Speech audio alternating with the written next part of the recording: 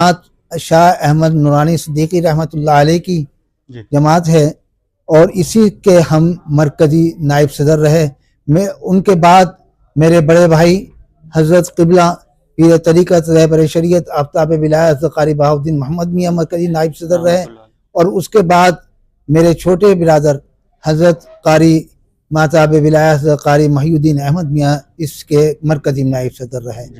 और चूँकि ये जो सिलसिला अब जो शुरू है ये एक इलेक्शन का है जो पाकिस्तान में है हो रहा है।